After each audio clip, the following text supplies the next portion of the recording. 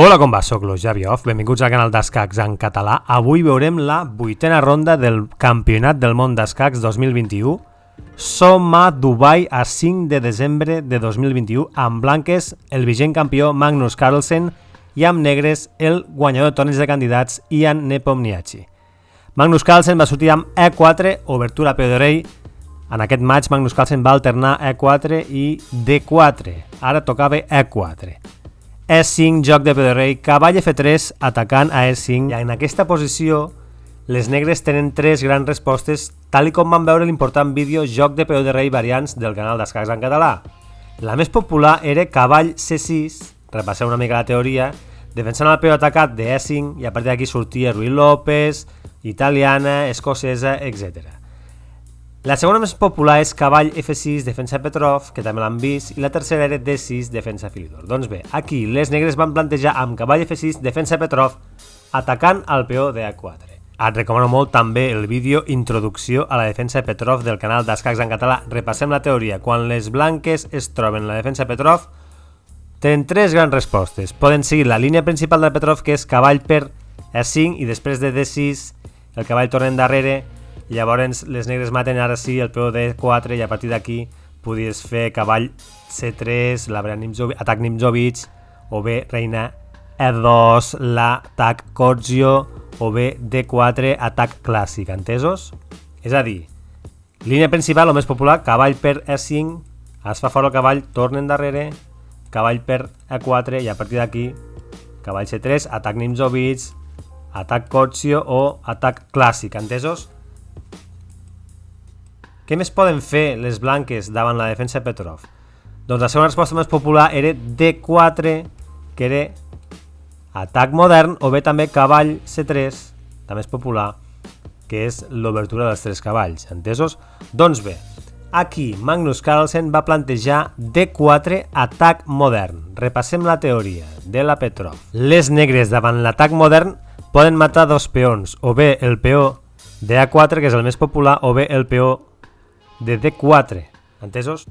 El més popular és matar el peó de A4 amb el cavall per A4. Aquí el més popular és desenvolupar per la plan roc i atacant el cavall, que és defensat per D5, i ara sí, les blanques recuperen el peó amb cavall per E5, entesos? Aquesta és la línia principal de l'atac modern. Tornem endarrere, som a l'atac modern. També les negres poden matar el peó de D4, i aquí el més popular és que les blanques ataquen el cavall amb B5, les negres aparten a E4, reina per peó atacant el cavall, D5 defensant el cavall, matant en passant, cavall per peó i cavall C3. Aquesta és la línia més popular quan les negres maten el peó de D4. Tornem endarrere.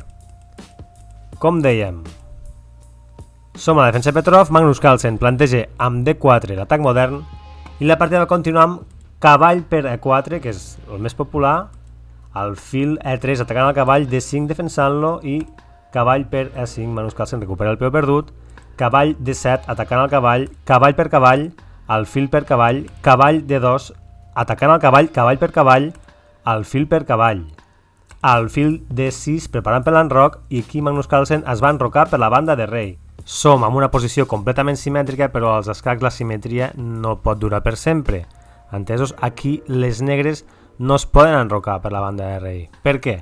Doncs perquè si ho fessin, que no ho van fer, si ho fessin, les blanques tenen la jugada reina H5, amenaçant escaquimat H7, i alhora també amenaçant un peó, entesos?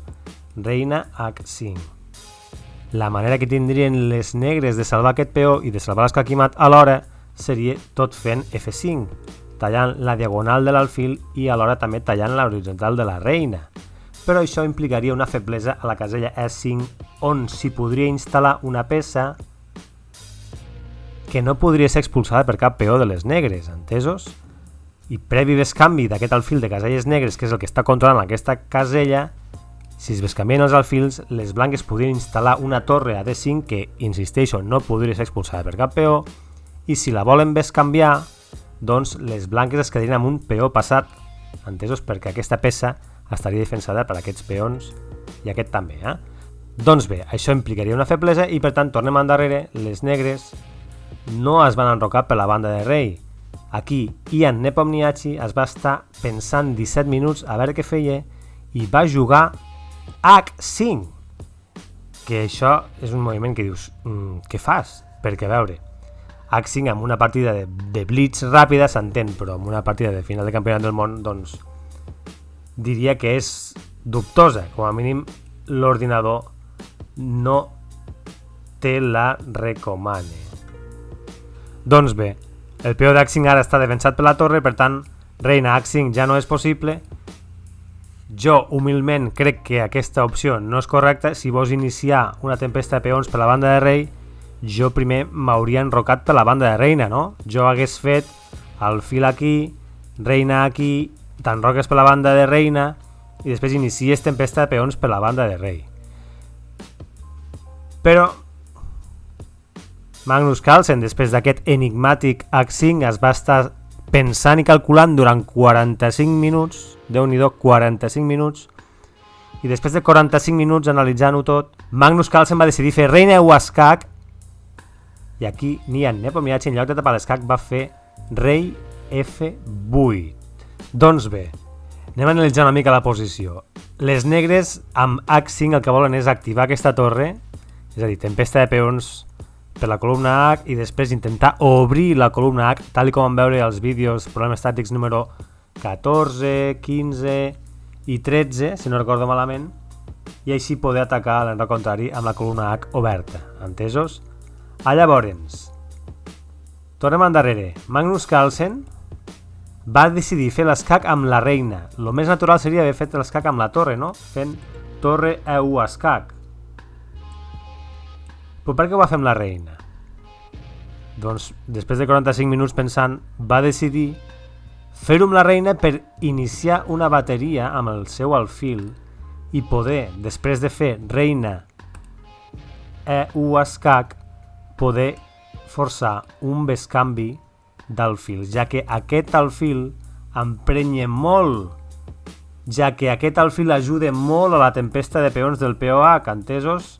Està apuntant directament a l'enroc. Per tant, Magnus Carlsen el que vol fer és bescanviar el seu alfil dolent pel superalfil bo de les negres, entesos?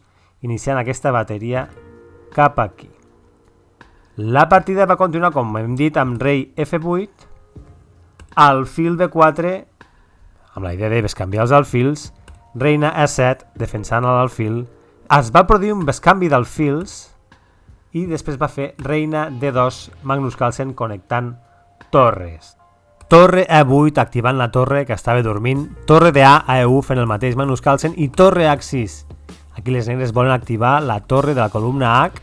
El seu somni seria doblar torres, estarien força bé les negres en aquesta posició, però Magnus Carlsen ho veu i mou una peça per intentar evitar que les negres puguin doblar torres i va ser reina G5. No et deixo doblar torres perquè si tu dobles torres aquí, doncs et cruspeixo un peó de H i et genero problemes greus, entesos? I alhora també estic atacant l'altre peó, entesos?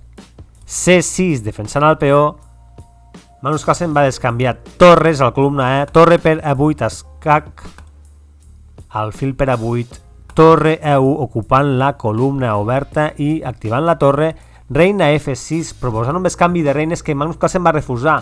Magnus Carlsen no guanya res bescanviant reines en aquesta posició, no hi ha res que li afavoreixi, no hi ha cap desequilibri ni res. Per tant, tornem endarrere, evidentment Magnus Carlsen no li interessava aquest bescanvi de reines i va fer reina E3 refusant aquest bescanvi de reines i amenaçant escac i mat a E8.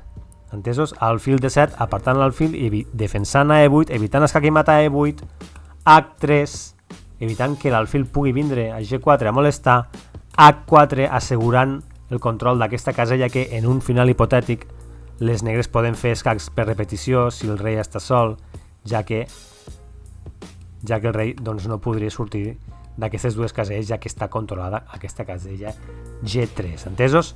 C4, Magnus Carlsen atacant al centre i Nihan Nepomniachtchi va fer D per C4, alfil per C4. Aquí les blanques es queden amb una petita feblesa que és aquest peó que és un peó aïllat. Te'n recordes que volia dir peó aïllat? Peó aïllat vol dir aquell peó que no té cap peó company a banda i banda que el pugui defensar. Entonces, per tant, la feblesa ha de ser defensat per peces. Doncs bé, i aquí Nihan Nepomniachtchi va cometre la primera errada de la partida tot fent B5 atacant a l'alfil. Per què és una errada? Doncs perquè aquest rei està exposat amb un escac per la reina, entesos? Reina A3 escac i les blanques es poden cruspir aquest peó de la columna A. I és el que va fer Magnus Carlsen. B5 atacant a l'alfil, reina A3 escac, s'aparta el rei d'aquest escac i reina per A7 ignorant aquest atac, ja que ell també està atacant un altre alfil. Doncs bé, Nepomniachtchi va decidir defensar l'alfil tot fent reina D8 alfil B3. L'alfil s'aparta de l'amenaça. Torre D6 activant la torre Nepomniachtchi. Torre E4 per part de Magnus Carlsen atacant el peó i limitant la mobilitat de la reina que ha de defensar-lo. Entesos? Alfil E6, les negres volen bescanviar el seu alfil dolent per l'alfil bo de les blanques que està apuntant perillosament a F7. Entesos? Bescanvi d'alfils i bescanvi de torres. Som a un final de reines amb peons on les blanques tenen un peó d'avantatge. Continuem. Reina C5 centralitzant la reina Magnus Carlsen, reina A5 atacant el peó de A2. Carlsen també està atacant amb aquest peó, per tant s'esdevé un bescanvi de peons. En teoria, reina per C6, reina A1 escac, rei H2 i les negres es volen cruspir millor aquest peó d'aquí, entesos? Reina per F2. Reina per E6 escac, Magnus Carlsen té dos peons d'avantatge en aquest moment, rei H7, reina A4 escac, rei G8 i B3. Magnus Carlsen es deixa cruspir aquest peó a canvi de que ell farà un escac i es cruspirà l'altre peó, entesos? I així va passar reina per A2, reina A8 escac, rei H7 i reina per B5. Magnus Carlsen continua amb l'avantatge de dos peons. Reina F2, compte que aquí Magnus Carlsen ha de vindre a defensar, ja que el somni de les negres és fer escacs per repetició, entesos? Escac, el rei baixa, escac, el rei puja i així tota la vida, entesos? Per tant, Magnus Carlsen defensa la posició tot fent reina E5, defensant aquests dos punts. Alhora també defensant el peó. Aquests dos punts on et poden fer escacs per repetició.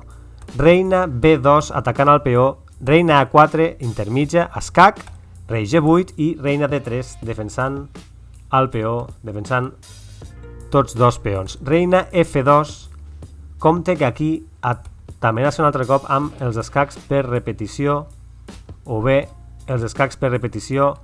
Com defenses aquestes dues caselles que són claus per fer escacs per repetició? Doncs amb reina C3 defensant aquests dos punts claus i ara les negres no poden fer escacs per repetició. Entesos? Doncs bé, reina F4 escac, rei G1, la reina negra ja no té més punts per a fer escacs per repetició perquè estan controlats per la reina blanca, entesos? Rei H7, reina D3 escac, G6 tapant l'escac, reina D1, Magnus Carlsen continua defensant els dos peons i controlant tota la fila número 1 perquè la reina negra no vingui a fer escacs per repetició. Reina E3 escac, rei A1 i G5. D5 avançant el peó, Magnus Carlsen, G4. Aquí Magnus Carlsen va matar amb peó, entesos? Va matar del peó de H. H per G4. No s'hi val aquí matar amb reina i conservar aquesta estructura de peons perquè abandones la fila número 1 i aquí les negres et fan escacs per repetició, entesos? És a dir, aquí les negres et farien un escac tot fent reina U escac, rei H2, reina E5 escac, pam, i et fan escac i mat per repetició, a no ser que tu tallis l'escac amb aquest peó, però després et ve per la fila número 2 provocant tot tipus de problemes i l'única manera de parar els escacs seria tapant amb la reina, però després et ve amb un altre escac i aquí, segons l'ordinador, això és taules, entesos? Doncs bé, Magnus Carlsen va evitar aquestes complicacions, tornem endarrere, i aquest és el motiu pel qual va matar amb el peó, és a dir, G4 H per G4. La partida va continuar amb H3, avançant el peó, i aquí no pots matar perquè si mates doncs et ve fent escacs, etc. La millor solució és interposar la reina entre el peó negre i la reina negra, tot fent reina F3, defensant els dos peons, alhora atacant a la reina, alhora defensant també els altres dos peons. I aquí Nepomniachtchi es va rendir, va abandonar perquè no té res a fer. Les blanques tenen 3 peons passats, les negres només poden aspirar a uns escacs per repetició, o sigui, taules per escacs per repetició. Ja imagina't, no?, que fa un escac tot fent peó per G2 escac, rei per peó. Després què més? Bé, has de buscar els escacs. Reina de 2 escac, molt bé, rei G3, reina E1 escac, rei H3, i aquesta reina a F3 està perfectament posicionada per evitar i defensar el rei, evitar escacs per la columna H, evitar escacs per aquí i alhora defensant tots 3 peons, entesos?